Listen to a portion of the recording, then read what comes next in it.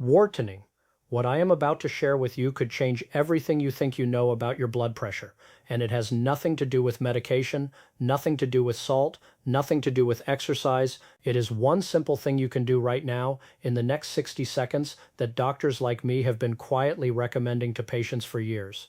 Margaret Chen, 72 years old, retired school teacher from Portland, sat in my office 3 months ago with tears streaming down her face. Her hands were trembling as she grabbed my hand and said, "Dr. Harrison, I am so tired. I am so tired of the pills, the dizziness, the feeling like my heart is a ticking time bomb. Every morning, I wake up, and the first thing I think about is whether today is the day something goes wrong. I used to wake up thinking about my garden, about life. Now I wake up afraid. Is there nothing else?" What I told her that day changed her life. But before I share that with you, I need you to understand something important. Margaret was not alone. In my 34 years as a physician specializing in cardiovascular and neurological health, I have seen thousands of patients just like her walk through my door. Good people, hard-working people, grandparents who just want to watch their grandchildren grow up, parents who want to dance at their daughter's wedding, people who spent their whole lives taking care of others and now find themselves being taken care of by a medicine cabinet full of pills with names they cannot pronounce, and they all come to me with the same fear in their eyes. That fear of the silent killer. That fear that their own body has somehow become their enemy. You see, high blood pressure is like a thief in the night. It does not announce itself with flashing lights and sirens. It does not send you warning letters. It just creeps in, quiet as a shadow, and starts stealing things from you. Things you do not even realize you are losing until they are gone. First, it steals your peace of mind. You start checking those numbers obsessively, watching them climb and fall, feeling your mood rise and sink with every reading. Then it steals your energy. That vitality you used to take for granted slowly drains away. You find yourself saying no to things you used to love. No to playing with the grandchildren because you are afraid of what might happen if you exert yourself. No to taking walks with your spouse because the hills feel steeper than they used to. And if you let it go long enough, it starts stealing years off your life. Precious years. Irreplaceable years. Imagine a garden hose connected to your house. When everything is working right, the water flows smooth and easy, reaching every flower, every vegetable, every corner of your garden. The roses bloom, the tomatoes ripen, everything flourishes. But what happens when someone puts their thumb over the end of that hose? The pressure builds up immediately. The hose starts to bulge and strain. The water that used to flow so gently now pushes hard against the walls of that hose. And eventually, if that pressure keeps building day after day, week after week, something has to give. Either the hose bursts, or the connections start to leak, or the whole system breaks down. That is exactly what is happening inside your body right now. If your numbers are high, your heart is working overtime, pumping harder and harder, trying to push blood through vessels that have become stiff and narrow over the years. Those blood vessels are like garden hoses that have been left out in the sun too long. They have lost their flexibility, and so your heart has to work harder and harder just to do its job. Every beat becomes a little more difficult. Every push takes a little more effort. Robert Mitchell, 68, retired firefighter from Chicago, knew this feeling all too well. Robert had spent his whole life running into burning buildings while everyone else was running out. He saved lives. He carried children to safety. He was the strong one that everyone depended on. His buddies at the firehouse used to call him Iron Mike because nothing could shake him. But when he came to my office that afternoon, he was a different man entirely. His shoulders were slumped forward. His voice cracked when he spoke. His hands fidgeted nervously in his lap. "Doctor," he said, looking down at the floor, "I have tried everything. I have taken the medications exactly as prescribed, never missed a dose. I have cut out the bacon and the fried foods. I have started walking every morning like my wife keeps nagging me to do, but every time I sit down at that blood pressure machine at the pharmacy, those numbers just stare back at me like they are laughing at everything I have done. I feel like a failure, Doc. For the first time in my life, I feel like I am losing a fight." That word hit me hard. Failure. This was a man who had pulled children out of burning buildings, a man who had received medals for bravery, a man whose picture hung on the wall of his fire station next to the word hero. And here he was, sitting in my office, feeling like he had lost a battle he did not even understand. The truth is, Robert was not failing. The system was failing him. Because for too long we doctors have been focused on treating the symptoms instead of addressing what is really going on underneath. We hand out prescriptions hoping something will stick, but we rarely talk about the one thing that controls it all, the master control panel that nobody told you existed. I am talking about your nervous system. Think of your nervous system like the electrical wiring in your house. It runs through every wall, connecting every room, controlling everything. You have got two main circuits. One is the fight or flight system. That is the one that kicks in when you see danger, when you need to act fast. Your heart races, your blood pressure spikes, your muscles tense up.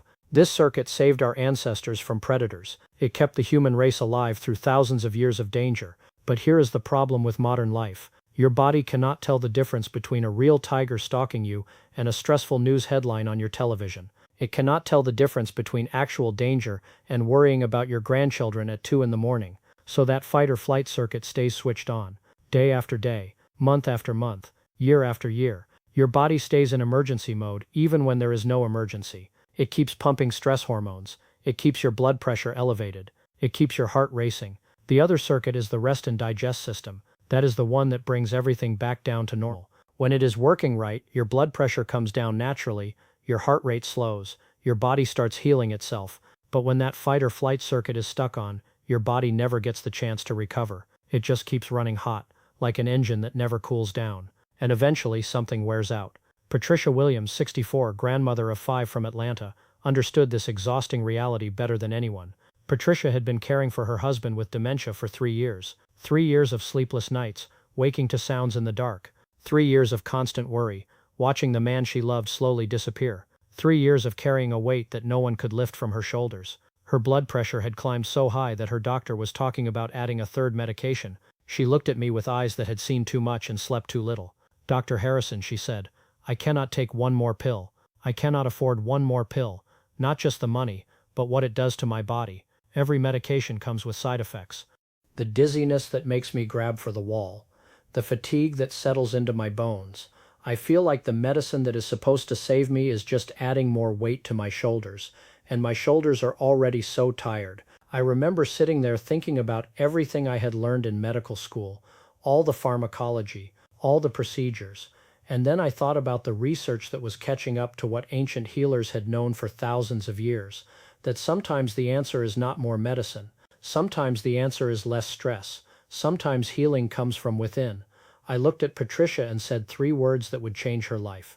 "Just breathe different." She looked at me like I had completely lost my mind. "Doctor," she said, "I have been breathing my whole life. 64 years of breathing. What on earth do you mean breathe different?"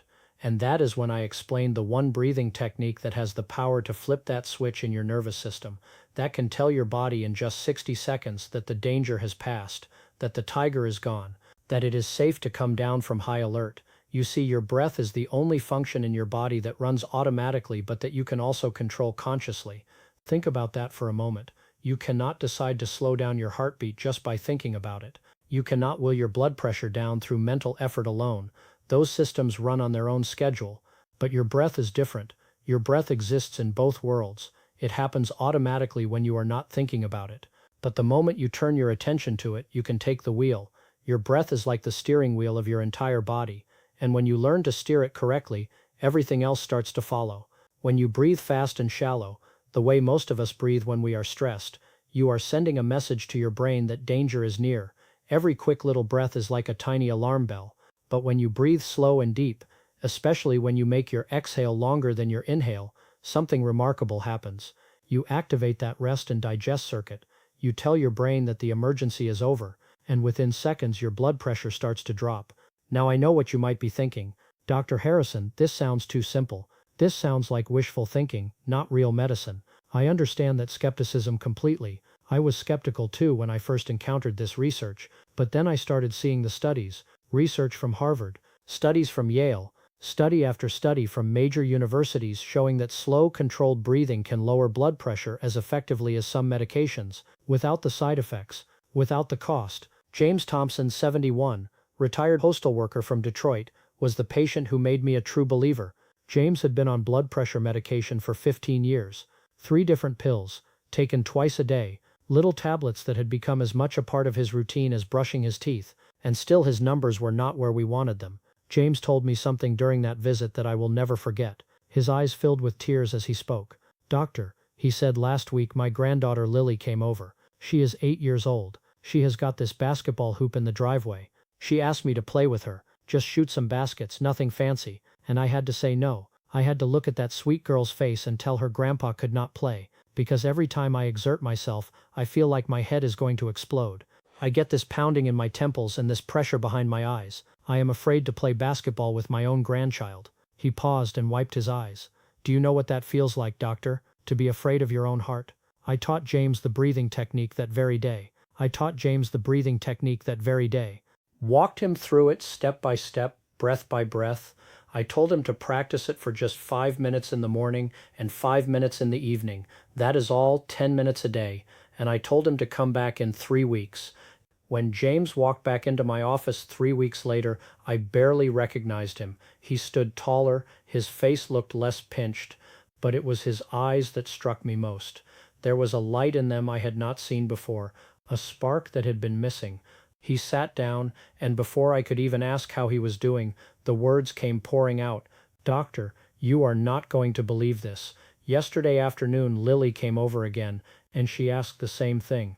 Grandpa, come play basketball. And this time, I said yes. We played for 20 minutes, running and laughing and missing shots, and not caring. When we finished, Lily hugged me so tight and said, Grandpa, I missed playing with you. And I held her and thought, I almost missed this. I almost let those numbers steal this from me. So what exactly is this breathing technique? Let me explain it so clearly that you could teach it to your own grandchild.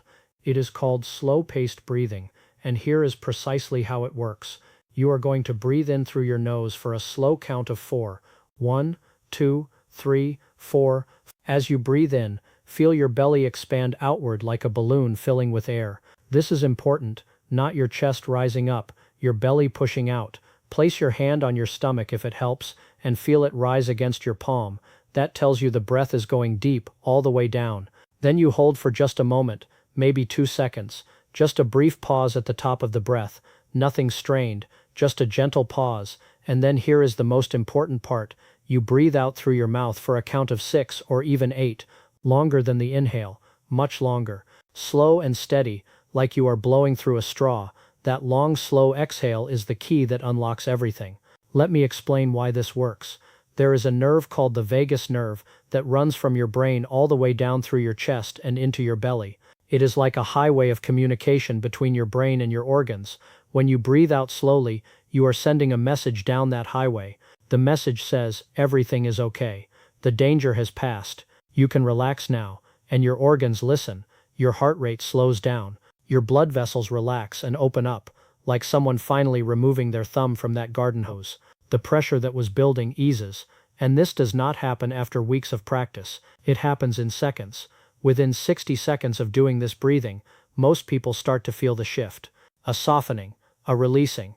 Eleanor Davis, 75, retired nurse from San Francisco, had been a skeptic her whole life. She had worked in hospitals for 40 years. She had seen every fad and every false promise come and go. When I told her about the breathing technique, she crossed her arms tight across her chest and fixed me with that look that nurses perfect over decades. Dr. Harrison, she said, I have seen a lot of nonsense in my career, a whole lot of snake oil. Please do not tell me you are going to have me chanting and burning incense. I laughed and said, Eleanor, no incense, no chanting. I would not dare. Just try it. Just give me 60 seconds. She sighed heavily, making sure I knew she was doing me a favor, but she agreed. Right there in my office, I walked her through it. Breathe in for 4, hold for 2, breathe out for 6. We did it together, my voice counting along with her breath. 3 cycles, maybe 90 seconds total. Then I checked her blood pressure. Eleanor's eyes went wide. She leaned forward to look at the display. Her reading had dropped 12 points in 90 seconds, without pills, without equipment. She sat there in silence for a long moment. Then she said, very quietly, well, I will be damned. 40 years in medicine, and nobody ever told me about this. Now I want to be clear about something important. This breathing technique is not meant to replace your medication if your doctor has prescribed something for you. Always talk to your healthcare provider before making any changes. We are partners in your health, but what this technique does is give you something you can use right now, wherever you are, whenever you need it. You are at the doctor's office, and those numbers start climbing because you are nervous. We call that white coat hypertension. Use the breathing. You are lying awake at 3 in the morning, worrying. Use the breathing.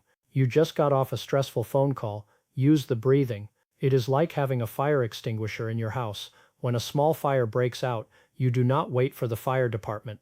You grab that extinguisher and put out the flames yourself before they spread. The beauty of this technique is that anyone can do it. You do not need to be flexible or athletic. You do not need special equipment or memberships. If you can breathe, you can do this. And the more you practice, the more automatic it becomes. Your body learns. Your nervous system remembers. Dorothy Martinez, 69, from Phoenix, had been taking care of everyone her whole life except herself. She raised 4 children, often working 2 jobs to keep food on the table. She helped raise 8 grandchildren. She was the rock that everyone in her family leaned on, the one who always said yes, the one who never complained, and all that stress had taken its toll. Her blood pressure was dangerously high. "Doctor," she told me, leaning forward with an intensity that surprised me, "I have so much more I want to do. I am not ready to slow down.